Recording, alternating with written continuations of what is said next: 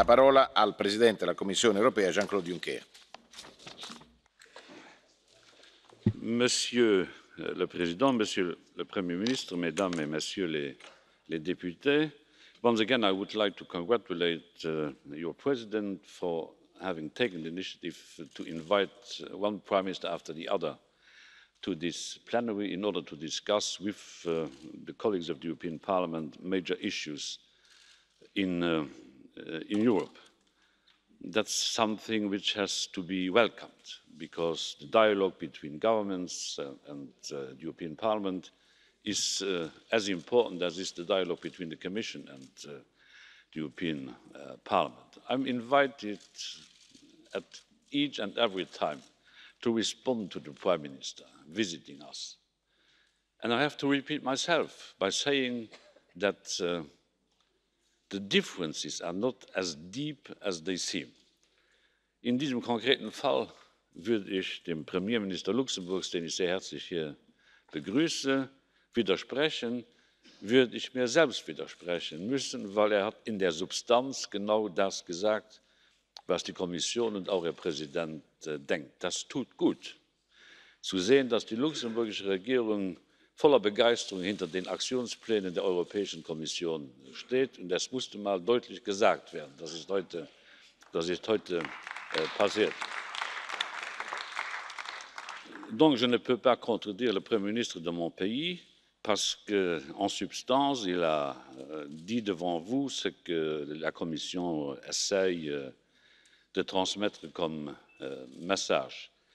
Et donc, je pourrais être très bref, et je le serai, en disant que oui, d'ici un an, les Européens auront voté pour un nouveau Parlement européen, dont personne ne connaît exactement la composition, qui sera différente de la composition d'aujourd'hui, ce qui nourrit dans mon chef quelques inquiétudes, et donc je voudrais que nous nous inscrivions ensemble, et je sais que Xavier le fait avec moi, que nous nous inscrivions en faux contre le populisme galopant que nous pouvons voir en Europe et dans tous les pays, y compris dans le mien, mais les Luxembourgeois étant des hommes et des femmes sages, le mouvement n'est pas un mouvement en marche, mais un mouvement contenu et contenable. Ich würde gerne einige Punkte hier erwähnen. Ich denke mir, weil wir ja heute in einem Jahr mit einem neuen Europäischen Parlament uns auseinanderzusetzen haben, denke ich mir, dass jetzt der Moment gekommen ist, wo die Regierungen auch klar und deutlich Farbe bekennen müssen. Wir haben im Juni einen Europäischen Rat, dort wird es um die Vertiefung der Europäischen Wirtschafts- und Währungsunion gehen. Ich hätte gerne, dass die Regierungschefs sich etwas deutlicher zu Wort melden, wenn es um diese Vertiefungselemente der Europäischen Wirtschafts- und Währungsunion geht. Der luxemburgische Premierminister hat dies heute getan, aber nicht flächendeckend und nicht vollumfänglich. Die Frage ist, wollen wir ja oder nein ein europäisches Einlagensicherungssystem in Etappen einzuführen? Ich bin überhaupt nicht der Meinung, dass dies hoppla hopp von heute auf morgen geht, aber man muss sich prinzipiell in diese Richtung bewegen.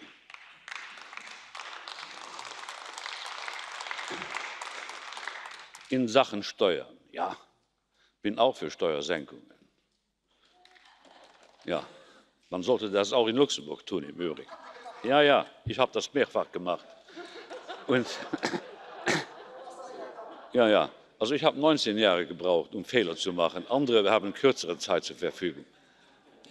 Aber in Sachen Steuerpolitik und was die Internetkrisen anbelangt, geht das ja nicht um Steuersenkung oder Steuererhöhung. Es geht um Steuergerechtigkeit. Es kann nicht so bleiben, dass die Internetkrisen 8% Steuern bezahlen, während die kleinen und mittleren Unternehmen im Schnitt 30% bezahlen. Das ist eine ungerechte Steuerlandschaft und die muss korrigiert werden. Et pour ce qui est de la politique étrangère, où je suis largement d'accord avec le Premier ministre, je voudrais tout de même que les gouvernements, suite aux événements récents, se mettent d'accord sur un principe simple. En matière de politique extérieure, pour être efficace, et que Xavier a plaidé pour l'efficacité de l'Europe, il faudra que dorénavant, nous décidions à majorité qualifiée. On ne peut pas diriger le monde si on reste au principe de l'unanimité. Ça n'ira pas. Nous avons proposé, en tant que Commission, de demander au Conseil européen de décider à l'unanimité, de décider dans certains secteurs dorénavant à majorité qualifiée. Si un seul État membre se met au travers de la route diplomatique de l'Europe, l'Europe est bloquée et nous sommes ridicules lorsque, au niveau des Nations unies et dans les autres enceintes internationales, nous prétendons vouloir jouer un rôle dirigeant. J'exige la majorité qualifiée en matière de politique extérieure et je ne doute pas un seul instant que le gouvernement luxembourgeois, pour les raisons que Xavier a dites, nous accompagnera sur ce chemin dont je sais qu'il n'est pas facile. Voilà, Monsieur le Président, quelques éléments que je voulais ajouter aux propos du Premier ministre. Je voudrais dire, luxembourgeois que je suis, que je reste et que je serai éternellement, que le Luxembourg, oui, a joué en Europe un rôle pacificateur. Il n'a pas les moyens de faire autrement, mais l'Europe fait partie de la raison d'État du Grand-Duché et je suis reconnaissant au Premier ministre de poursuivre sur cette route. Merci.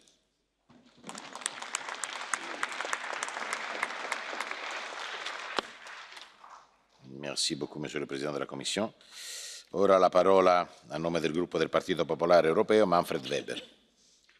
Meine Herren Präsidenten, sehr geehrter Herr Premierminister, willkommen im Europäischen Parlament. Es ist gut, die Luxemburger Stimme hier zu haben. Luxemburg ist ein starker Anwalt der europäischen Integration, Gründungsmitglied. Und man kann, glaube ich, sagen, ein kleines Land, aber ein großer Europäer. Das ist Luxemburg. Und deswegen willkommen. Luxemburg hat auch viel Einfluss in der Europäischen Union, in der Geschichte gehabt und auch heute. Sie haben sich bei den 6 Europaabgeordneten bedankt. Ich möchte noch Jean-Claude Juncker mit dazu nehmen, der ja immerhin an der Spitze Europas steht als Kommissionspräsident. Auch die früheren Spitzenvertreter wie einer der Gründer Europas, Joseph Bach und Jacques Santer natürlich, sind starke Persönlichkeiten gewesen, die uns Europa vorangebracht haben. Und Luxemburg lebt natürlich Europa. Mit über 40% Bürgern aus anderen Mitgliedstaaten, die in Luxemburg leben, ist es, denke ich, das europäischste Land, das wir heute in Europa haben. Deswegen willkommen. Und einen Punkt möchte ich aus Ihrer Rede direkt herausgreifen, das was auch Jean-Claude Juncker aufgegriffen hat.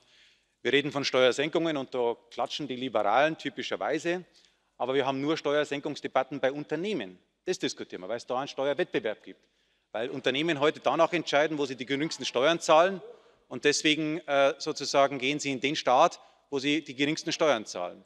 Aber die Menschen, die nicht die Mobilität des Binnenmarktes so stark in Anspruch nehmen, die Arbeiter und diejenigen, die die Mehrwertsteuer zahlen, die in die Supermärkte gehen, die können leider von diesen Steuersenkungen nicht profitieren. Deswegen ist der Punkt, den Jean-Claude Juncker gemacht hat, absolut richtig. Es geht nicht um allgemeine Steuersenkungen, es geht um Steuerfairness. Es geht um die Frage, dass die Konzerne genau den gleichen Beitrag zu unserem Staat zahlen wie andere. Meine sehr verehrten Damen und Herren, ich möchte heute 2 Themen herausgreifen. Herr Premierminister, wir diskutieren ja jede Woche mit Staats- und Regierungschefs. Deswegen habe ich mir vorgenommen, immer 2 Sachen zu akzentuieren in dieser Debatte. Und ich möchte heute, weil Sie als Luxemburger da sind, zunächst über den Rechtsstaat reden, weil Sie ja Heimat unseres Europäischen Gerichtshofs sind. Walter Hallstein hat gesagt, die europäische Integration wurde nicht durch militärische Stärke oder politischen Druck geschaffen, sondern durch eine verbindliche Rechtsidee. Europa ist eine Rechtsgemeinschaft. Und wir sollten uns einmal vergegenwärtigen, welche revolutionäre Idee da dahinter steht. Dass kein Recht des Stärkeren gilt, so wie es über Jahrhunderte auf diesem Kontinent normal war, sondern dass das Versprechen gilt, dass die europäischen Staatsbürger auf dem Rechtsstaat ihr Leben praktizieren und leben dürfen. Und dieser Rechtsstaat begründet auch Wohlstand, ist Teil unseres European Way of Life. Und er ist heute herausgefordert durch die langen Verfahrensdauern, die wir teilweise haben, durch die Wirtschaft, die eigene Regeln setzt. Wir haben das letzte Woche bei Facebook vorgeführt bekommen, durch den Entzug von Verantwortung von Reichen, Schlagwort Steuervermeidung, durch die Frage, dass manchmal eine schwache politische Rückendeckung für die Rechtsinstitute da ist und natürlich auch das Problem Korruption. Recht darf niemals der Macht folgen, sondern muss immer Macht begrenzen. Das ist das Prinzip, das dahinter steht. Und wir müssen uns wieder stärker um unseren Rechtsstaat kümmern. Wir brauchen eventuell gemeinsame Überlegungen, wie wir Juristen ausbilden, ein gemeinsames Verständnis. Wir müssen darüber nachdenken, dass die Konditionalität, die die Kommission vorschlägt, ein richtiger Schritt in die richtige Richtung ist. Rechtsstaatlichkeit muss in der Zukunft einen Preis haben, wenn sie nicht eingehalten wird. Und Rechtsstaatlichkeit darf kein politisches Thema werden zwischen Parteien, sondern muss neutral, beispielsweise vom EuGH, überwacht werden. Und das zweite Thema, das ich herausgreifen will heute, meine sehr verehrten Damen und Herren, ist ein Thema, das auch Sie angesprochen haben, nämlich ein Thema, das uns alle sehr viel Sorgen machen muss, nämlich die Arbeit unserer Medien. Meine sehr verehrten Damen und Herren, die Pressefreiheit und starke Medien sind genauso existenziell notwendig für die Zukunft Europas wie die Justiz.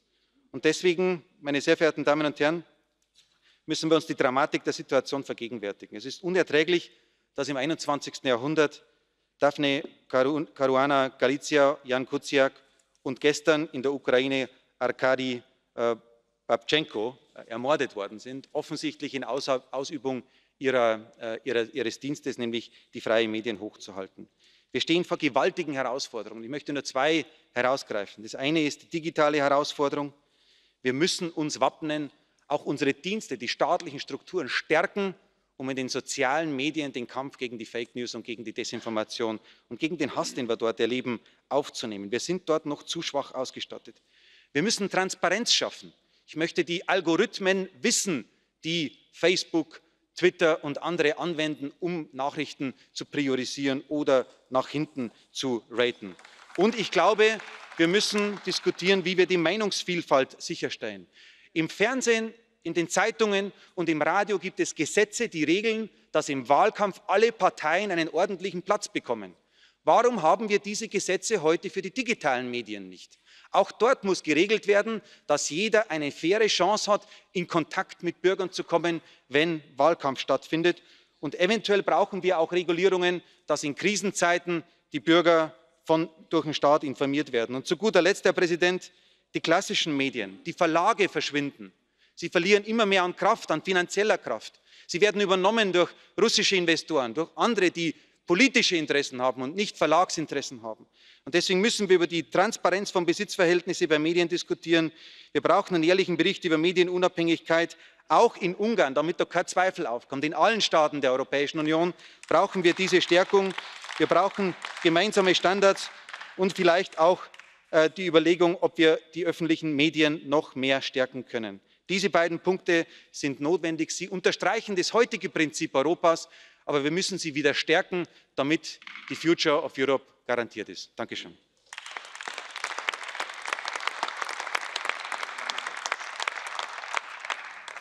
Per il gruppo dell'Alleanza Progressista dei Socialisti e Democratici, la parola all'onorevole Rodrigues. Bonjour, Monsieur le Premier ministre, et soyez le bienvenu. Je suis portugaise, je pourrais vous parler d'une histoire heureuse qui est le travail conjoint qu'on a entre nos deux peuples, mais je suis ici pour parler au nom du groupe socialiste et démocrate. Et donc, j'aimerais vous dire tout d'abord qu'on apprécie énormément votre engagement et l'engagement du Luxembourg pour le projet européen. Vous venez de nouveau de le démontrer d'une manière très claire. Et c'est bien reconnu le rôle du Luxembourg, pas seulement en tant qu'un carrefour de l'Europe, mais en tant que, je dirais même, une clé de voûte de l'intégration européenne. On connaît vraiment cette vocation et on la respecte et on la valorise d'une manière profonde. Maintenant, j'aimerais profiter de cette occasion pour mener notre attention sur discuter de l'état de l'Europe et de l'avenir de l'Europe. Et j'aimerais faire le point suivant. C'est que c'est vrai qu'on a eu une période difficile, une séquence de crise. Maintenant, on avait un certain sentiment plus positif. Mais ce qu'on est en train d'avoir en Italie montre la fragilité de notre situation, parce que l'histoire italienne, en peu de mots, montre le suivant. C'est que l'Europe telle qu'elle fonctionne maintenant, elle a des différences graves. On ne peut pas créer une situation, ce qui est la situation en Italie, un manque d'espoir dans l'avenir et un sentiment d'asphyxie. Parce qu'on n'a pas pu gérer la crise migratoire ensemble et parce qu'on n'a pas vraiment dépassé la crise de la zone euro. Et ça a créé une combinaison explosive de régions avec une grande pression migratoire, en même temps au chômage très élevé. Et donc, l'Italie, si on casse synthèse de la situation européenne, est en face d'un choix très difficile, ou bien accepter l'Europe telle qu'elle est, et elle ne marche pas bien, ou alors considérer un pas, en fait, vers le précipice qui serait, d'une manière déguisée, ouverte, de sortir de l'eurozone ou même de l'Union européenne. Et on ne peut pas mettre un pays devant un dilemme impossible. Ça, c'est un dilemme impossible. La seule solution pour dépasser ce dilemme, c'est mettre l'Europe à fonctionner beaucoup mieux en faveur de ses citoyens. C'est ça l'enjeu. Et je vous dis, Monsieur le Premier ministre, on aura maintenant un Conseil européen, tout le monde le sait, décisif. Parce qu'il aura sur la table à la fois la réforme de la politique migratoire européenne et une vraie réponse à la crise de la zone euro. Et donc, ma première question pour vous, c'est savoir si on compte sur vous pour être à la hauteur de la situation. Parce que dans 2 jours, la Commission européenne va présenter une proposition qui vise à compléter l'Union économique et monétaire sur le pilier budgétaire. Et notre point de vue, c'est que c'est vrai d'avoir un progrès sur le pilier bancaire de l'Union bancaire, mais ce n'est pas suffisant. Parce qu'il faut doter l'Union économique et monétaire d'un vrai pilier budgétaire qui soutienne l'investissement, qui soutienne la convergence économique et sociale, parce qu'on ne peut pas continuer dans une situation où une partie des membres de l'eurozone n'ont pas une vraie chance d'investir dans l'avenir et où l'Europe dans son ensemble a un problème de sous-investissement dans l'avenir. Donc ma première question, est-ce qu'on peut compter sur vous pour avancer sur ces dossiers, tout en sachant qu'il faut pas seulement créer un embryon de capacité budgétaire, mais aussi jouer avec le levier financier du mécanisme européen de stabilité, qui devait être mis dans un cadre communautaire. C'est ça notre préférence, en fait.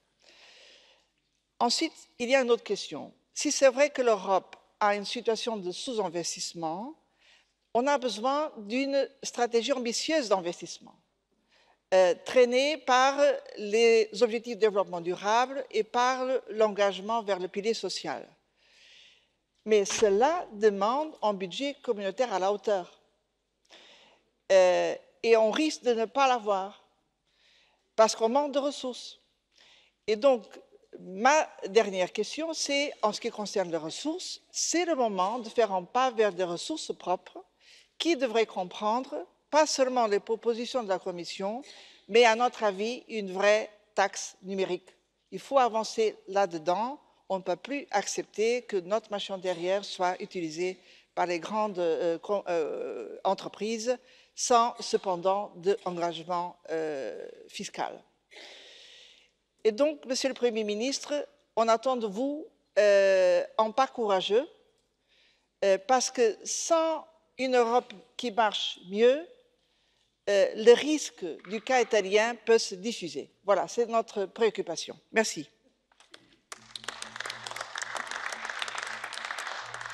A nome del gruppo dei conservatori e riformisti europei, la parola all'onorevole Henkel. Herren, so gut wie hier Europa dargestellt wird, ist es nicht. Der europäische Patient ist krank und bevor ein Arzt eine Therapie empfiehlt, stellt er doch erst einmal eine Diagnose. Und das ist heute Morgen nicht geschehen. Und ich fürchte, dass das heute Morgen verabschiedete Rezept von mehr Europa dem europäischen Patient noch den Rest geben wird.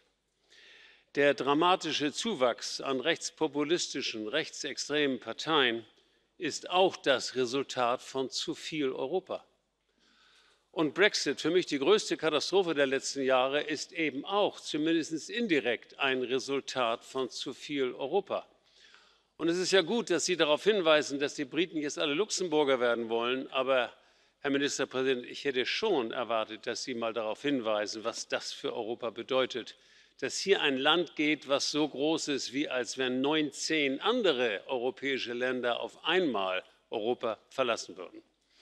Und auch die Staatskrise in Italien ist eine Folge unter anderem von zu viel Europa, zumindest vom Euro. Sie haben ja darauf hingewiesen, dass der Binnenmarkt irgendwie mit dem Euro zusammenhängt. Meine Damen und Herren, das ist, tut mir leid, Unsinn. Die wirtschaftliche Entwicklung der Nicht-Euro-Länder in den letzten 20 Jahren in der EU war viel besser als die Entwicklung der Länder, die den Euro haben. Buongiorno kann man dazu nur sagen. Und es gibt überhaupt kein Land in Europa, was so unter einer One-Size-Fits-All-Währung leidet wie Italien. Vor Einführung des Euro war Italien noch ein Land mit einem Weltmarktanteil von 6%. Heute ist dieser Anteil auf 3% geschrumpft. Das Land ist überschuldet und die Jugendarbeitslosigkeit in Italien ist eine absolute Katastrophe. Und während Italien unter einer aus seiner Sicht viel zu starken Währung leidet, erzielt die deutsche Industrie aufgrund einer aus ihrer Sicht viel zu schwachen Währung einen gewaltigen Exportüberschuss. Herr Ministerpräsident, Sie haben zu Recht darauf hingewiesen, dass Sie ja glücklicherweise nicht von den Kriegs- und Nachkriegswirren beeinflusst wurden, beziehungsweise Sie mussten sie nicht erleben. Bei mir war das anders. Mein Vater ist im Krieg geblieben, wir sind zweimal ausgebombt. Und ich bin froh, dass wir seit 70 oder über 70 Jahren Frieden haben in Europa. Aber das hat mit dem Euro nichts zu tun. Das liegt an den Demokratien. Es hat noch nie eine Demokratie gegeben, die eine andere angegriffen hat. Das ist das, was wir pflegen müssen, aber doch nicht den Euro. Also mal ganz davon abgesehen, dass Deutschland auch mit den Nicht-Euro-Ländern nicht im Kriegszustand befindet, möchte ich mal darauf hinweisen, was der Euro im Augenblick gerade anrichtet. Gerade in Italien wird gerade mit antideutschen Parolen Stimmung gemacht. Meine Damen und Herren, warum? Ist doch ganz klar. Weil hier der Euro den potenziell größten Gläubiger, nämlich Deutschland, immer wieder dazu zwingt, den potenziell größten Schuldner, nämlich Italien, dauernd Vorschriften zu machen. Dabei ist doch Frau Merkel nicht von den Italienern gewählt worden. Nach Griechenland zeigt nun auch Italien überdeutlich, statt unterschiedliche ökonomische Kulturen den Bedürfnissen einer Einheitswährung unterzuordnen, sollten wir dafür sorgen, dass eine Währung den unterschiedlichen Kulturen entspricht. Und statt den Italienern dauernd vorschreiben zu wollen, wie sie im Weltmarkt wettbewerbsfähig bleiben wollen, sollten wir es ihnen selbst überlassen, ob sie es mit Arbeitsmarktreformen machen, mit Abwertungen oder mit einer Kombination von beiden. Und die letzten Wahlen in Italien zeigen deutlich, dass immer mehr Italiener das auch so sehen. Auf die Anfrage der beiden italienischen Abgeordneten dieses Hauses, Marco Valli und Marco Zanni, hatte EZB-Präsident Mario Draghi darauf hingewiesen, und ich zitiere jetzt: Im Falle eines Austritts aus der Währungsunion hat Italien vorher alle Verbindlichkeiten bei der EZB auszugleichen. Ende des Zitats. Hier weist zwar Draghi auf eine große Hürde hin für einen Ausstieg Italiens aus der Währungsunion, aber er deutet auch gleichzeitig damit eine Lösung des italienischen Problems an, meine Damen und Herren. Bei einem Austritt aus der Währungsunion, und das sage ich auch als Deutscher, sollte Italien auch finanziell unterstützt werden. Und das wäre für uns eine längst fällige Bilanzbereinigung. Hier komme ich zum Schluss. Vor allem aber ein krankes Italien in der Währungsunion ist für alle nicht so gut wie ein gesundes Italien mit einer eigenen Währung.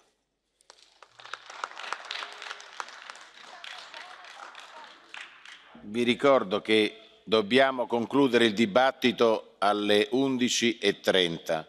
Vi prego di rispettare i tempi a voi assegnati perché più parlate meno parlano gli altri colleghi. Grazie.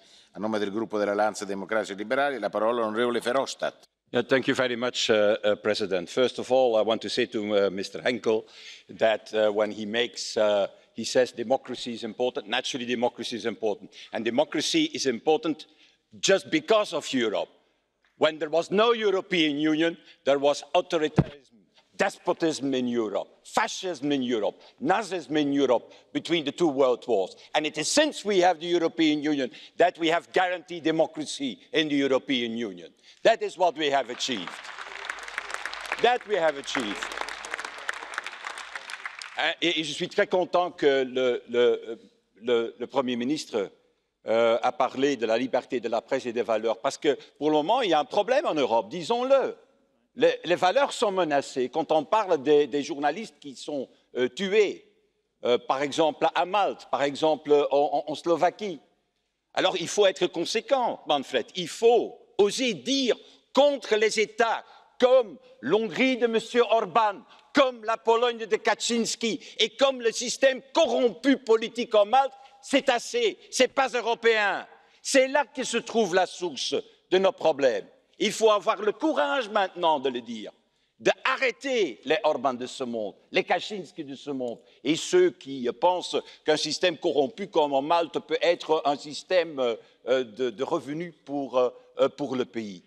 Et donc, merci pour cette vision, parce qu'on l'entend de temps en temps dans cette enceinte, mais pas assez.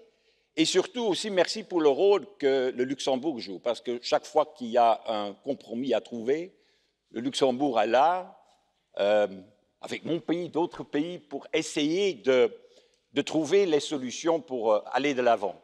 Tandis que parfois, ce sont les grands pays qui posent des problèmes. Disons-le aussi. L'Italie, M. Henkel a parlé de l'Italie, je veux le faire aussi. Ce n'est pas que la crise italienne est exceptionnelle, en tout cas, ce n'est pas la première fois qu'il y a une crise en Italie, M. Henkel. Elle existait déjà avant l'euro, les crises en Italie, les crises politiques. Et il existe aussi des crises politiques dans d'autres pays, disons-le, en Belgique, aux Pays-Bas, en Allemagne, ça a duré quand même un certain temps pour arriver à un gouvernement dans le passé. Non, je crois que le vrai problème que je veux souligner ici dans ce débat est que chaque fois, quand il y a une crise politique dans un État membre important de notre zone euro, ça se transforme tout de suite dans une crise de toute la zone euro. Et les spreads commencent à monter, les déficits sont en train de grimper. Au même moment, il y a les banques qui tombent en difficulté et finalement l'économie et la confiance vont s'effondrer. Et pourquoi? Pourquoi on voit que quand il y a un problème dans un des États membres de la zone euro, ou des grands États membres de la zone euro, il y a des problèmes au niveau de la zone euro en général, mais pour la simple raison que notre monnaie unique, notre union monétaire est inachevée, disons-le. C'est ça la réalité, M. Henkel. Elle est inachevée. En effet, on est la seule monnaie au monde derrière laquelle il existe seulement une autorité monétaire, la Banque centrale européenne. Pas d'autorité politique et pas d'autorité budgétaire. C'est là le vrai problème de l'analyse à faire, M. Henkel, de la crise italienne. Et donc, la réalité est qu'on gère l'union monétaire avec un contrat intergouvernemental entre 27 États membres, entre 19 en fait États membres de la zone euro. Et quand il y a des problèmes politiques dans un de ces États membres, automatiquement, tous les États membres de la zone euro sont affectés. Et donc, il faut casser cette logique. Et pour casser cette logique, il ne faut pas retourner en arrière, M. Henkel, il faut aller de l'avant. Et aller de l'avant, ça veut dire qu'il faut exécuter et mettre en pratique ce qui est dans tous les rapports qui ont été faits par l'OCDE, par la FMI, par la Banque centrale européenne, par la Commission européenne, par le Parlement européen. Ça veut dire un gouvernement pour la zone euro, ça veut dire une capacité budgétaire pour la zone euro, ça veut dire un ministre des Finances pour la zone euro, et ça veut dire complètement une union bancaire. Et un Parlement, merci. J'avais presque oublié, je m'excuse. And that is my second message, Mr. Henkel. That is that why we don't have it, that is absolutely needed now. And I ask to the Prime Minister, to Mr. Bettel and to the President of the Commission to make that as the first priority. That doesn't mean that the member states have not to do their homework. It's true what you're saying. Between 1970 and 1996, in fact, the competitiveness of Italy was as good as of Germany. And their export figures were as good as of Germany. But it is not because they entered in the euro, because they did not the reforms that were necessary, because in the past they could do devaluations of their own currency, and that is no longer possible. Are you defending devaluations? Devaluations as the way to avoid reforms in a country. Who is paying? Well, Mr. Henkel has no problem with it. No, his income is sufficient high, he has no problem. But ordinary people, where pensions, where savings are in fact reduced, they are paying the price for devaluations. So that's not the solution. The solution is reforms. And what Italy has to do is what France has started to do. Reforms, reforms, reforms. And then Italy will be saved, Mr. President. And that means also solidarity in the European Union, from north to south. Germany has to accept the proposals of Emmanuel Macron and of the Commission on the reform of the Eurozone. Mr. Scholz, your Minister of Finance, has to follow Mr. Schulz and not Mr. Schäuble, if I can tell it in one sentence. And there has to be also solidarity from the south with the north. If tomorrow there is a trade war with Trump, we have to be behind the German industry, even the German cars. When I was young, I liked more Alfa Romeo, I have to tell you, than BMW, but nevertheless, I think we have to be in solidarity. That's my message. And that's also the message, Dirk Xavier, that we want to hear from the Council. Start, it is the most important thing, the reform of the governance of the Eurozone. Certainly now that the problems have started also in Italy.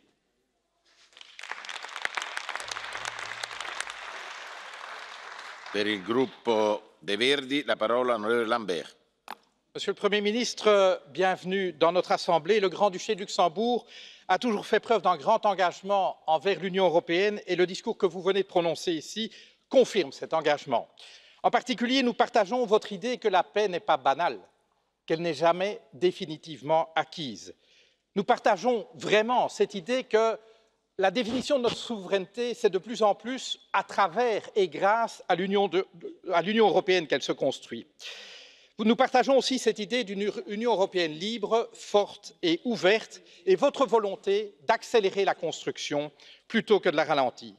Alors, quelques jours après l'entrée en vigueur du fameux règlement général sur la protection des données, je veux rappeler à tous que c'est sous présidence luxembourgeoise qu'un accord a été trouvé sur ce texte pionnier, qui plus est, initié par Viviane Reding, commissaire luxembourgeoise elle aussi. Et vous me permettrez de revendiquer la fierté que ce soit un ministre vert de votre gouvernement, Félix Braz, qui ait conclu la négociation avec le rapporteur vert de ce Parlement, notre collègue Jan-Philippe Albrecht. Nous sommes aussi heureux de constater qu'à l'instar de votre collègue irlandais qui, en janvier, a initié ce cycle de débats, votre gouvernement a fait progresser les valeurs d'égalité et en particulier les droits des femmes. Ceci est d'autant plus remarquable qu'au sein de l'Union européenne, certains États membres veulent revenir en arrière sur ce plan. Je me réjouis aussi que votre gouvernement ait donné à la transition écologique une plus grande place dans les politiques publiques. Je veux souligner le rôle positif joué par Carole Dieschbourg lors de la conférence de Paris sur le climat. Et très logiquement, sur le front climatique, votre gouvernement soutient la position du Parlement européen, beaucoup plus ambitieuse que celle du Conseil et de la Commission, sur le front climatique. Sur ce terrain, vous engagez le Luxembourg dans les énergies renouvelables, mais aussi dans une politique d'aménagement du territoire qui respecte nos communs, le sol, l'air et l'eau. De même, si le Grand-Duché a été le protagoniste peu glorieux de la saga LuxLeaks, je me réjouis que le pays soutient à présent le projet de directive européenne sur la protection des lanceurs d'alerte qui sont tellement essentiels à notre démocratie. Et vous voyez où je veux en venir. Car si comme écologistes européens, pas du tout, si comme écologistes européens nous sommes globalement fiers des réalisations européenne et nationale du gouvernement au sein duquel travaillent nos amis luxembourgeois, il reste un gros point noir qui nous sépare, la fiscalité. Depuis les révélations Offshore Leaks de 2013, une litanie de scandales ont mis à jour comment les plus grandes entreprises et les plus grandes fortunes éludent et fraudent l'impôt. Certes, le Grand-Duché n'est pas seul, n'est pas le seul acteur de cette concurrence fiscale insensée qui oppose les États membres entre eux et l'Europe au reste du monde. Mais on peut difficilement nier la part de responsabilité de votre pays, aux côtés notamment de ses voisins du Benelux. La Commission européenne ne s'est d'ailleurs pas trompée en pointant récemment le Luxembourg pour ses pratiques fiscales agressives. Nos familles belges fortunées en savent quelque chose, qui ont parqué dans votre pays pas moins de 48 milliards d'euros en y créant des sociétés boîtes aux lettres. Et plusieurs de nos diables rouges, nos footballeurs, n'ont pas hésité à transférer une large partie de leurs revenus publicitaires au Luxembourg pour bénéficier de votre régime bien trop laxiste en matière de protection de la propriété intellectuelle. L'action européenne du Grand-Duché sur le plan fiscal est aussi largement décevante. Quand votre ministre des Finances ne joue pas la montre pour retarder l'instauration d'une taxe sur les géants du numérique, il bloque sans état d'âme les initiatives favorables aux intérêts du contribuable européen. Ces contribuables, comme le disait Manfred, qui n'ont pas le loisir de jouer un État contre l'autre. En particulier, l'instauration d'un reporting public pays par pays pour les multinationales ou la mise en œuvre d'une assiette commune et consolidée pour l'impôt des sociétés. Bref, votre opposition de principe à toute forme d'harmonisation fiscale au nom que ça voudrait dire une réduction des impôts, au moment où les multinationales n'en payent presque pas, on parle bien d'une augmentation des impôts, en effet, et elle est nécessaire et justifiée. Et donc votre opposition est indigne d'un pays qui prétend défendre le projet européen. Et je dirais que de la part du pays qui affiche le plus haut revenu par habitant de toute l'Union européenne, je pense que les Européens pourraient attendre une main tendue plutôt qu'un poing fermé. Monsieur le Premier ministre, je voudrais conclure en dédiant mon intervention à Camille Gira, votre secrétaire d'État au développement durable, décédé le 16 mai. Il a été dans votre pays un pionnier d'écologie politique, notamment en transformant son village de Beckrich en showcase de l'écologie, avec 100% d'énergie renouvelable, mais surtout avec une participation citoyenne sans précédent. Son modèle de transition écologique par les citoyens a inspiré beaucoup de mandataires verts partout en Europe. Il manquera à l'écologie et il nous manquera, c'était un des nôtres. Je vous remercie. Per il gruppo del Confederale della Sinistra Unitaria e Sinistra Verde Nordica la parola all'onorevole De Jong. Dank u, voorzitter. En een hartelijk welkom ook namens onze groep aan de minister-president van Luxemburg, de heer Bertol. Ik moet wel zeggen dat ik redelijk teleurgesteld was door uw superliberale discours. Want de echte vraag voor mensen is echt niet hoe goed het gaat met multinationals. De echte vraag voor mensen is, wie hebben in Europa de macht? Zijn dat inderdaad de regeringsleiders? Is dat het parlement? Of zijn dat de multinationals en de grote financiële instellingen? En als je naar de ontwikkeling in Italië kijkt de afgelopen dagen, weken, dan zie je dat de financiële markten ook heel veel politieke invloed hebben. Als u zegt belasting verlagen, dan zien we dat de multinationals op u dagelijks nog heel veel invloed hebben. En het is toch wel verwonderlijk dat we juist van de commissievoorzitter, de heer Juncker, op dit terrein van belastingontwijking de goede adviezen krijgen nu. Want gelet op de discussies eerder en de persoonlijke betrokkenheid van de heer Juncker hadden we een andere verwachting. Maar hij heeft gelijk. Juist op dit punt zijn de burgers in Europa uiterst ongerust. Als u als regeringsleiders u helemaal laat leiden door multinationals, door grote financiële instellingen, door banken, ja, wat kunt u dan verwachten? Dan gaan mensen angstig worden. Dan worden ze inderdaad slachtoffer van extreme groeperingen, vooral ter rechterzijde. En ik denk dat daar een factor bij komt waar ik u helemaal eigenlijk niet echt over gehoord heb. Dat is de toenemende ongelijkheid in Europa. Oké, in Luxemburg is het inkomen hoog. Maar ik kan u zeggen dat in een heleboel lidstaten de ongelijkheid tussen de haves en de have-nots dagelijks toeneemt. En dat ze zien dat in de Europese Unie de verhalen zijn zoals u, we moeten de belastingen voor de multinationals verlagen. Hoe denkt u dat dat overkomt in de moeilijke wijken, in steden? Hoe denkt u dat dat overkomt bij de jongeren in Zuid-Europa die geen werk hebben? Hoe denkt u dat dat overkomt bij ouderen in Griekenland die nauwelijks meer pensioen hebben? Dat is een harde taal, dat is een taal die ongetwijfeld de populisten in Europa in de kaart speelt. De Europese Unie heeft hier een taak. Ongelijkheid tegengaan. Zoals organisaties als de OESO zeggen, zoals organisaties als het IMF zeggen. Als u dat doet, als u als regeringsleiders daar uw verantwoordelijkheid pakt, dan doet u het beste, ook voor het oog op de Europese verkiezingen. Ik denk dat daar nog het een en ander bij komt. U bent niet de enige. We hebben in Nederland een minister-president, Mark Rutte, u ongetwijfeld een goede vriend van u, die heeft toe moeten geven dat onder druk van de multinationals de dividendbelasting wordt afgeschaft. Een maatregel die niemand begrijpt, die de economie geen goed doet, maar die wel de vriendjes elders in de wereld van de aandeelhouders en van de multinationals die daarvan de vertegenwoordiger zijn, daar komt het ten goede aan. Dat betekent dat de gewone mensen met een hogere btw zitten, met weinig en minder sociale voorzieningen en net als u zegt dan de heer Rutte, belastingen verlagen. Ik zou willen dat in de raad van de regeringsleiders dit een thema wordt en dat in plaats van de multinationals en de banken te bedienen, de burgers in Europa en met name zij die het moeilijk hebben weer centraal staan. Dan bent u een Europeaan en anders bent u gewoon een verlengstuk van de multinationals. Per il gruppo Europa della Libertà e della Democrazia Diretta la parola all'onorevole Agea. Grazie Presidente, colleghi, Primo Ministro, Presidente Juncker. Questa serie di dibattiti sul futuro dell'Europa rischia di diventare un'altra cosa, un dibattito sul passato, sui fallimenti e sugli errori che hanno portato l'Unione Europea a collassare. Se andiamo avanti così, se andrete avanti così, non ci sarà più nulla di cui dibattere. Una cosa è certa, il futuro dell'Europa dovrà essere molto diverso dal presente. Proprio in questi giorni un paese fondatore, l'Italia, sta vivendo momenti drammatici. Eravamo vicini alla realizzazione di un sogno, ma potremmo svegliarci dentro un incubo. Quasi 20 milioni di italiani alle elezioni del 4 marzo hanno premiato 2 forze politiche che avrebbero dato vita al governo del cambiamento. I nostri obiettivi sono una legge contro la corruzione, mettere mano alle pensioni d'oro, togliere il potere alle lobby, eliminare i privilegi, mettere al centro i cittadini. Ma questo sembra non essere possibile.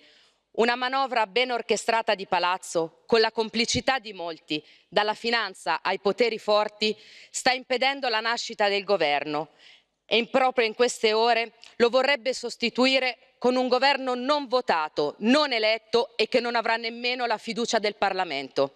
Vi chiedo, è questa democrazia? E tutto questo è avvenuto con la complicità dell'Unione Europea. Ci avete provato in tutti i modi e a tutti i livelli. Come non ricordare gli avvertimenti e le minacce dei commissari europei? Che vergogna, che miseria! Ancora ieri il commissario Oettinger ha dichiarato a una TV tedesca, salvo poi scusarsi, che i mercati insegneranno agli italiani come votare per la cosa giusta. Avete capito bene, i mercati insegneranno come votare. Noi siamo indignati e sconvolti e non deve essere un commissario tedesco a dire come gli italiani o altri cittadini europei devono votare, né oggi né mai. Lo ripeto, che vergogna e che miseria. Ma vedete, non siamo neanche sorpresi. D'altronde questa Commissione europea ha fatto di tutto tranne che gli interessi dei cittadini, come ben dimostra, Presidente Juncker, la sua storia. Ci avete fatto passare come moderni barbari dentro le mura di Roma, come quelli che vogliono distruggere l'Unione Europea, uscire dall'euro, affossare i mercati. No, non è così. Eppure mi rivolgo a voi, colleghi eurodeputati, il nostro lavoro qui a Strasburgo e a Bruxelles è chiaro ed evidente agli occhi di tutti. Ve lo diciamo chiaramente, ancora una volta, non vogliamo distruggere l'Unione Europea, né l'euro, né i mercati. Il futuro dell'Europa è a rischio? Sì, e non è per colpa nostra, ma per colpa di questo fallimentare presente che voi avete costruito. E uscite da questi palazzi e ascoltate il grido dei cittadini, non siate sordi, tocca a voi fare i compiti a casa. Dove sono gli eurobond? Dove sono i trasferimenti fiscali tra paesi in surplus e quelli in deficit? E il surplus inaccettabile sulle partite correnti di Germania e Olanda? E approfitto della presenza del primo ministro del Lussemburgo Bettel. Perché ci sono ancora i paradisi fiscali nell'Eurozona? Il presente che non funziona ce lo chiede l'Europa, ma il futuro dovrà essere, ve lo chiedono i cittadini. Il futuro sarà dell'Europa se rimetteremo in discussione quei trattati che la vedono soccombere, se ridiscutiamo l'austerità, la gestione folle dell'immigrazione, i grandi accordi commerciali che danneggiano i cittadini a favore delle multinazionali. L'Europa del futuro non è quella che con una mano taglia le pensioni dei cittadini e con l'altra aumenta del 6% quelle delle istituzioni europee. L'Europa del futuro rispetta la volontà popolare e non permette che il voto dei cittadini venga calpestato dalle agenzie di rating, dalle banche o dagli interessi particolari di qualche Stato. Sì, è vero, avete vinto ancora voi oggi. Godetevi questi momenti, coraggio, liberisti, andate pure a festeggiare col ghigno e l'ignoranza dei primi della classe. Vedete, è questione solo di tempo e poi il governo del cambiamento nascerà in Italia e poi ne nasceranno altri in tutta l'Europa. Ecco l'unico grande futuro che noi immaginiamo per l'Europa, il cambiamento. Non esiste altro, nient'altro che il cambiamento. Grazie. Per il gruppo Europa delle Nazioni e delle Libertà, la parola all'onorevole De Graaf. President, the future of Europe will be bright after the collapse of the EU. And we are now witnessing the death struggle of this failed project. We see it in the elimination of the freedom of speech, in the demonization of political opponents, in the acceleration with regard to an EU army. We see it in the acceptance of state violence against the people of Catalonia, in the opposition against democratic governments of Poland and Hungary, in the sabotage of Brexit. We see it in the creation of an enemy image of Russia and of the United States of America, a long-standing ally. It are all rearguard actions of a union which already failed. Turning the EU into a Soviet-style empire will not avert its inevitable end, and it's already showing widening cracks. It's a union that consists of irresponsible liberals in the West and of realists in the East, of dictating money suppliers in the North and suppressed receivers in the South. It's a union of happy migrants that profit from our welfare state and miserable citizens who are just good enough to pay the bill but are silenced about their grievances. This union creates more problems than it solves. And we have seen a debt crisis, a migrant crisis, and now a crisis in political freedoms. What started as a project to progress peace through trade has deranged into a suppressive totalitarian instrument of a globalist elite. And the last fundament of this bankrupt union is the unlimited printing of money by the European Central Bank. Imagine the shock when Italy was about to install a Eurosceptic government. And there again, the EU showed its ugly face of dictatorship. It denied the Italian people their rightful government. This union that has sold his soul to investors in the Middle East cannot last and should not last. Turkey is turning into an Islamic society and Erdogan is overturning the achievements toward a secular state. Journalists, professors, military personnel are being jailed. Christian property is being seized. Genocide is being committed on the Kurdish part of the population.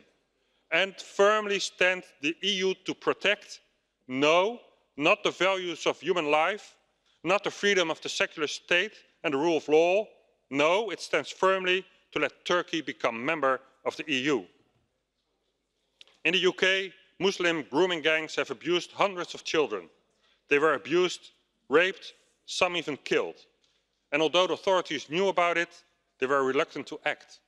And when it finally blew out in the open, they tried to cover it up. In Germany, Sweden, the Netherlands, hundreds of young girls are victims of grooming gangs. And where is the protection of our children? Where is the outrage in the EU? It's not there.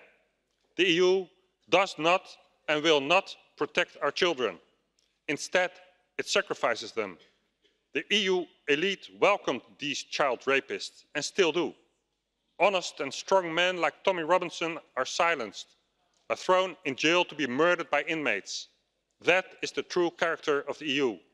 The EU has no right to a future. The EU has no future. The future of Europe is to the nation states and its people. La parola all'onorevole Funtulis non iscritto. Κύριε Πρωθυπουργέ, το μέλλον της Ευρωπαϊκής Ενώσεως προδιαγράφεται αβέβαιο όσο επικρατούν απόψεις σαν και αυτές που ακούμε εδώ σήμερα και κυρίως όσο διαπράττονται ενέργειες σαν και αυτές που παρακολουθούμε τα τελευταία χρόνια. Η Ευρωπαϊκή Ένωση προσπαθεί να πνίξει κάθε διαφορετική άποψη που στηρίζει εθνικές πολιτικές, βαφτίζοντάς τις λαϊκίστικες, ευρωσκεπτικιστικές και ακραίες. Αυτό που συνέβη πριν από λίγες ημέρες στην Ιταλία είναι ουσιαστικά πραξικόπημα με τη στήριξη, εάν όχι την καθοδήγηση του Βερολίνου και των Βρυξελών, και διέλυσε τα τελευταία προσχήματα που προσπαθούσε η κυρίαρχη μέχρι σήμερα πολιτική τάξη να κρατήσει. Όχι, κύριε Επίτροπε Έντιγκερ, δεν θα μάθουν οι αγορές στους Ιταλούς πώς να ψηφίζουν. Εσείς που είστε διορισμένος και όχι εκλεγμένος, πρέπει να μάθετε να σέβεστε την ετυμηγορία των Ευρωπαίων πολιτών. Φαίνεται πως η δημοκρατία είναι καλή μόνο όταν οι πολίτες δεν αποφασίζουν να στραφούν ενάντια στις επιθυμίες σας. Η Ιταλία σήμερα είναι απλά ο τελευταίος κρίκος σε αυτή τη μακρά αλυσίδα αντιδημοκρατικών επεμβάσεων της Ενώσεως. Θυμόμαστε όλοι την απαράδεκτη και ξεκάθαρα εκβιαστική στάση των θεσμών εναντίον της Ελλάδος, παρά τη θέληση του ελληνικού λαού, όπως αυτή εκφράστηκε το δημοψήφισμα του Ιουλίου του 2015. Θυμόμαστε επίσης τη συνεχιζόμενη μέχρι σήμερα προσπάθεια ανατροπής του Brexit, καθώς και τις πιέσεις που πολλοί προσπαθούν να μετατρέψουν σε κυρώσεις εναντίον της Πολωνίας και της Ουγγαρίας, απλά και μόνο γιατί οι λαοί αποφασίζουν διαφορετικά από τα σχέδια της νομεγκλατούρας των Βρυξελών. Με συμπεριφορές σαν και αυτή, να είστε σίγουρος πως οι ημέρες της Ευρωπαϊκής Ενώσεως με τη σημερινή της μορφή είναι μετρημένες και θα φέρετε το βάρος της ευθύνης που σας αναλογεί. Τέλος, κύριε Πρωθυπουργέ, αν έχετε την καλοσύνη, θα ήθελα να με πληροφορήσετε στο πλαίσιο πάντα της ευρωπαϊκής αλληλεγγύης. Πότε θα μετατραπεί το μεγάλο δουκάτο του Λουξεμβούργου σε μια κανονική χώρα και θα πάψει να είναι ένας φορολογικός παράδεισος, καταφύγιο για τα κέρδη των μεγάλων πολυεθνικών εις βάρος των υπόλοιπων λαών της Ευρώπης? Σας ευχαριστώ. La parola ora al primo ministro Bettel perché possa rispondere a questo primo giro di domande. Merci, Monsieur le Président. Je tiens aussi à remercier tous les intervenants du premier tour de table. Premier constat, et je tiens à insister dessus, certains disent que l'Europe va mal, l'Europe a déjà connu de meilleurs temps. Oui, on a déjà connu des temps qui étaient plus glorieux, et je dois vous dire que le Brexit est un coup pour nous tous. Et maintenant, vouloir condamner, c'est la même chose pour l'Italie, condamner les électeurs parce qu'ils ont fait un choix serait une deuxième erreur de notre part. Les Britanniques ont choisi le Brexit, je le regrette, mais je dois le respecter. Les Italiens ont voté pour ce qu'ils ont voté, c'était peut-être pas mon choix préféré, mais je dois le respecter. Et de vouloir condamner maintenant et dire qu'ils se sont trompés, qu'on veut leur apprendre et que nous, en tant que chefs d'État ou chefs de gouvernement, vous, en tant que Parlement européen ou en tant que Commission, on doit leur dire ce qu'ils ont à faire, serait pas les comprendre et les pousser encore plus dans le coin, alors que c'est vers le centre qu'il faut essayer de les rattraper. Et donc, l'Europe, oui, en tant que Premier ministre luxembourgeois, qui ont une durée de vie plus longtemps, Monsieur le Président, permettez-moi de vous dire que les collègues italiens, car c'est le 4e que je vais avoir en 5 ans. Il faut dire que Jean-Claude Juncker était là pendant 19 ans, donc des durées de vie même très longues pour certains. Nous avons tout simplement une obligation, je pense, de sortir et de montrer ce qui marche aussi. J'ai connu le Brexit, j'ai connu la situation avec la Grèce, j'ai connu la crise des réfugiés, j'ai connu des situations où c'est vrai qu'on n'a pas réussi à trouver tout de suite des solutions. Et quelqu'un l'a dit ici concernant la crise des immigrés et des réfugiés. Oui, nous avons besoin d'une solution commune. Nous avons besoin d'une politique d'immigration commune. On ne trouvera pas de solution tant que nous pensons que chacun doit faire son calcul individuel et régler ce problème individuellement. Nous devons le faire de manière commune. Et tous ces aspects, certains qui disent l'Europe est terminée, arrêtons de faire les sirènes du national en pensant qu'on arrivera à avoir une solution. On n'y arrivera pas au niveau national, on n'arrivera qu'ensemble à le faire. Nous avons aujourd'hui, et M. Henkel a par exemple parlé qu'il n'y a jamais eu de guerre. Aujourd'hui, en Ukraine, nous avons une situation conflictuelle qui est toujours tendue. Celui qui croit que l'Ukraine s'est réglée se trompe. Mais le seul document, le seul texte, le seul engagement que j'ai aujourd'hui, c'est le format Normandie qui ont été faits par des leaders européens autour de la table. Et c'est eux qui actuellement font qu'il y a eu des engagements de la part du côté ukrainien et du côté russe. Sans Union européenne, je ne sais pas aujourd'hui ce que serait l'Ukraine. Donc arrêtons de dire que sans l'Europe, il n'y aurait pas de paix. Et à l'époque, en 1945, qui l'eût cru que 12 ans après, en 1957, on serait autour d'une table et qu'on créerait quelque chose où on a envie de construire quelque chose ensemble? Et de croire que sans l'Union européenne, nous aurions la paix aujourd'hui, je tiens à vous rappeler que l'Ukraine, c'est juste à côté de l'Union européenne et ne connaît pas la paix.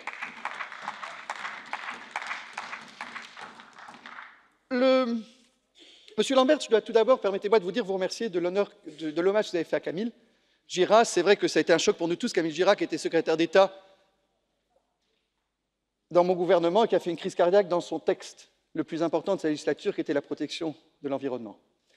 Et je tiens à remercier, pour ceux qui ne le savaient pas encore, le choix des Verts est tombé sur votre voisin, qui quittera votre assemblée. Et d'ici, déjà, je permets de dire, je me réjouis d'un travail ensemble au niveau du gouvernement. Cependant, vous avez parlé, et certains ici ont parlé de Luxembourg comme si c'était le paradis fiscal. Est-ce que vous avez vu les textes législatifs qui ont été faits ces 4 dernières années? Est-ce que vous avez vu les rapports de l'OCDE? Est-ce que vous avez vu les rapports qui ont été faits aussi par la Commission européenne? Alors, regardez les textes en face. Regardez que le Luxembourg d'aujourd'hui n'est plus sur aucune liste noire d'institutions internationales, que le Luxembourg est considéré comme compliant et que nous avons fait les devoirs que l'on devait faire et que les directives qui devaient être transposées pour matière de transparence, pour d'échange, de collaboration, ont été faites.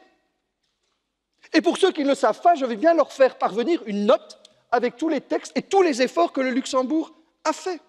Et c'est vrai que certaines études ont été faites qui remontent encore à une certaine époque, mais les dernières études qui ont été faites par la Commission européenne, et permettez-moi de les citer, The Commission takes note of the positive step taken by Luxembourg.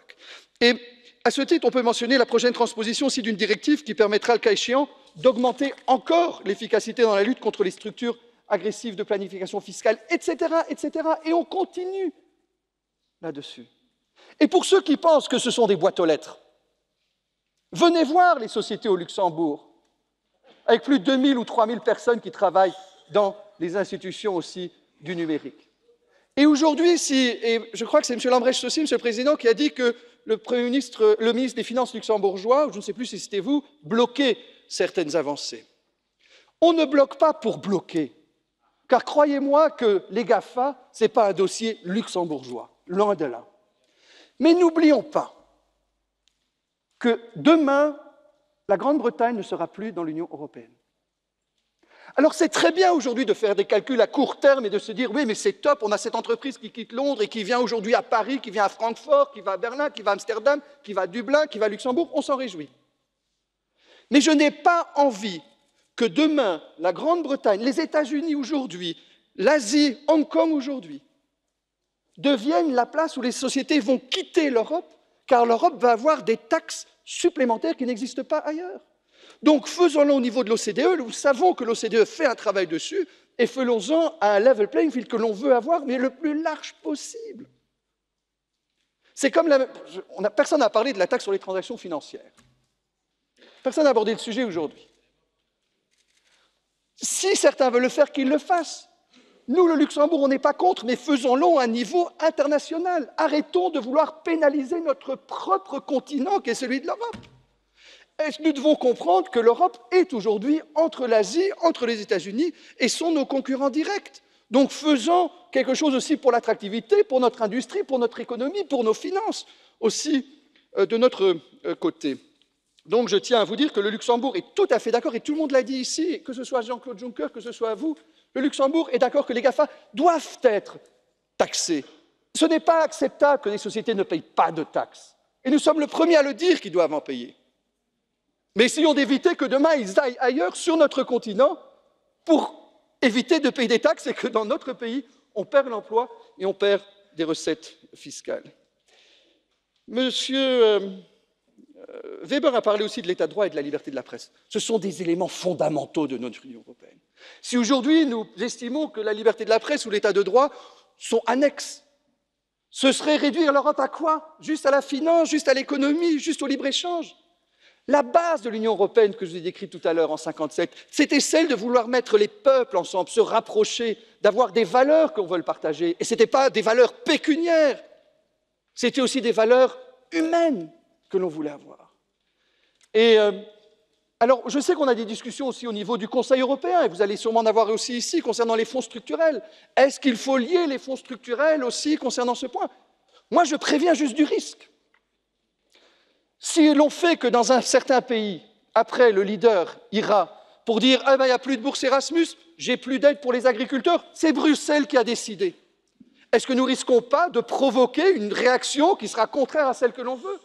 C'est-à-dire que le politique de ce pays aura encore plus de facilité dans sa capitale à expliquer à son agriculteur, à son étudiant, à celui qui jusqu'à aujourd'hui profitait d'aides européennes, qu'il ne l'aura plus parce que Bruxelles a décidé que nous n'étions pas conformes à ce que eux, ces Bruxellois, ces gens avec lesquels on n'a rien à voir, ont décidé qu'on ne rentrait pas dans le schéma qu'ils nous avaient donné.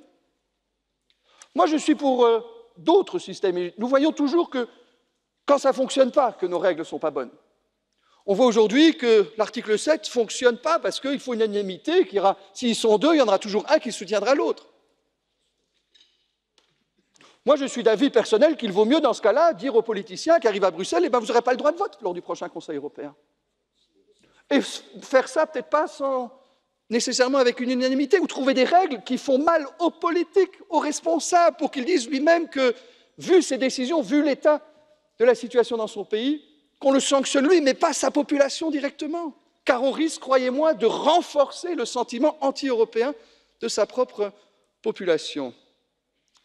Mais concernant l'état de droit, je sais que la Commission européenne a lancé que le tribunal et la Cour, j'espère qu'on ne va pas y arriver, en tout cas qu'avant il y a des avancées qui ont lieu, et je fais confiance à Frans Timmermans pour vraiment continuer à expliquer à ces pays que l'état de droit est quelque chose qui est très important pour nous. Un certain nombre de parlementaires ont parlé aussi de l'Europe sociale. On n'en parle pas assez de l'Europe sociale. Et c'est un libéral qui vous le dit. C'est un libéral qui vous le dit, on ne parle pas assez de l'Europe sociale. Et un des résultats du Brexit, un des résultats de la montée de certains partis anti-européens, c'est du fait qu'ils ont l'impression que l'Europe ne les touche pas. Et que l'on doit expliquer aujourd'hui que, grâce à la directive détachement de travailleurs, grâce à un certain nombre de points, on essaye d'avoir une Europe plus sociale. Et je pense et vous savez que le président Juncker est quelqu'un qui est très engagé là-dessus. Je suis très content qu'à Göteborg, nous avons une réunion ensemble avec les leaders européens pour avancer dans ce dossier. Et d'avoir une Europe sociale, si on oubliait d'avoir une Europe sociale, je pense que ce serait aussi grave que d'oublier qu'on a une Europe des valeurs. Il faut une Europe sociale autant qu'il faut une Europe des valeurs, une Europe démocratique, mais l'Europe sociale est quelque chose que l'on ne doit surtout pas oublier. Nous avons parlé, ici tout à l'heure, quelqu'un a aussi parlé de la politique étrangère. Oui, si on ne veut pas que l'Europe perde sa place, de temps en temps j'ai l'impression qu'on a des complexes en Europe. On a des complexes. On représente une force économique la plus importante au monde en tant que continent. Et j'ai l'impression qu'on a des complexes. On n'arrive pas, s'il y a un continent qui dit quelque chose, nous, en tant que continent européen, eh ben, on doit réagir. On n'anticipe pas. Et la politique étrangère est quelque chose aussi. Et si on ne veut pas être réduit à représenter rien du tout au niveau de la politique étrangère et d'être insignifiant, oui, je pense qu'on arrivera à un vote majoritaire qui sera nécessaire si on n'arrive pas, si aujourd'hui l'un ou l'autre veut bloquer toute avancée. Si on n'arrive pas à se mettre d'accord, ce n'est pas possible que 500 millions de citoyens soient privés de positions communes parce qu'un pays a décidé de bloquer une position. Aujourd'hui, nous sommes pris, et je le répète, en étau, et la plus grande crainte de nos citoyens, c'est la sécurité, c'est l'Iran, c'est ce qui se passe en Syrie, c'est ce qui se passe autour de nous. Et si nous-mêmes, nous n'arrivons pas à avoir une position commune et à dire ce que nous voulons faire, nous avons déjà perdu d'avance toute place d'avoir dans un débat concernant une stabilisation des relations internationales. Concernant les investissements aussi, concernant la réforme de la zone euro, nous pensons qu'il est important, et je sais que le Parlement européen, ici, tout à l'heure, vous avez dit, devra avoir un rôle central aussi dans une refonte de la zone euro. Mais déjà dire maintenant qu'il faut un ministre de la zone euro ou pas de ministre de la zone euro, c'est la même chose que les questions intra-institutionnelles. Encore personne n'a posé de questions dessus. Je pense qu'actuellement, on a besoin d'un euro qui fonctionne. Nous avons un euro actuellement, et M. Henkel a critiqué l'euro, je pense que sans l'euro, aujourd'hui, la situation serait plus délicate, mais on est d'accord sur une analyse, M. Henkel. Si l'Italie se porte bien économiquement, c'est bien pour nous tous. Si l'Italie ne se porte pas bien économiquement, c'est Ce n'est pas bien pour l'Italie, mais ce n'est pas bien non plus pour aucun d'entre nous. Donc moi, je tiens à remercier le premier jet de questions qui ont été posées. Encore une fois, pour ceux qui pensent qu'ici, vous avez un europhile qui trouve que tout est parfait, qui vit dans un rêve où il s'imagine que tout va bien, non. Mais je suis quelqu'un qui... J'ai des origines très diverses. La plupart d'entre vous ne le savent pas. J'ai une grand-mère russe qui était orthodoxe. J'ai un grand-père polonais qui était juif. J'ai un grand-père luxembourgeois qui était catholique et une grand-mère française qui était athée. Aujourd'hui, mon mari est belge et je suis libre de parler devant vous. Sans l'Europe, je ne le serais peut-être pas. Merci.